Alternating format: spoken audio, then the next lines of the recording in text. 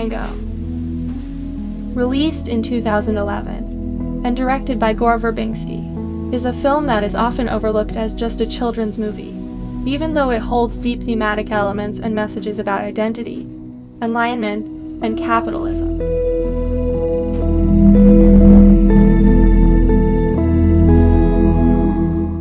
At first, the main character is a pet chameleon with a love for theater. But once he gets thrown out of a moving car, he becomes much more. Name's Rango.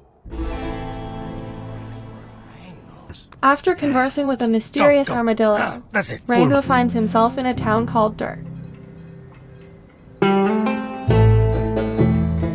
He uses his acting skills to pretend to be someone else in the hostile environment, which surprisingly gets him elected sheriff. Civil disobedience in my town. As sheriff, Rango must figure out who has been stealing the last of the town's water. We got hope. But once Rattlesnake Jake, who symbolizes death, rats him out for being a fraud. All you've done is lie to these good people. You ain't nothing but a fake and a coward. He gives up and questions his identity. Who are you?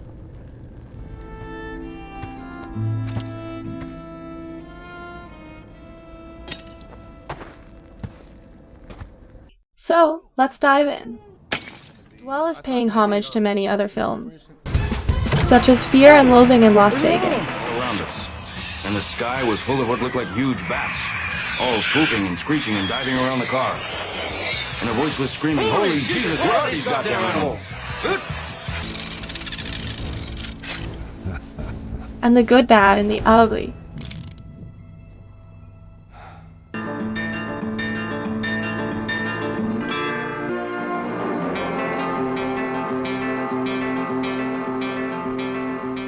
Verbinski touches on some heavy themes within this film that most children would not be able to understand. Thirst for adventure. The most prevalent theme seen throughout the film is identity and Rango's search for it. Who am I? Framing is a motif we see many times in the film, which is another nod Verbinski is making towards filmmaking, but it also represents Rango's search for identity. When Rango frames himself, he is trying to figure out who he is.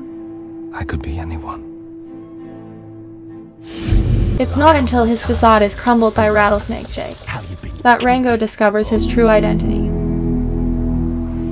I'm nobody. He comes upon the road, the same road the armadillo was trying to cross in the beginning of the movie. The armadillo had said that on the other side was enlightenment. Enlightenment. We are nothing without it. One could say that crossing the road symbolizes death, but I think it could be better compared to a psychedelic drug trip. Not only is there a very notable reference to the movie Fear and Loathing in Las Vegas, in which there are many psychedelic drugs We had involved, 2 bags of grass, 75 pellets of mescaline, 5 sheets of high-powered blotter acid. but the entirety of the film feels like a fever dream. Where are your friends now, amigo? When Rango crosses the road, he collapses at the other side and has a vision of the spirit of the West. Excuse me, Mr. Spirit, sir?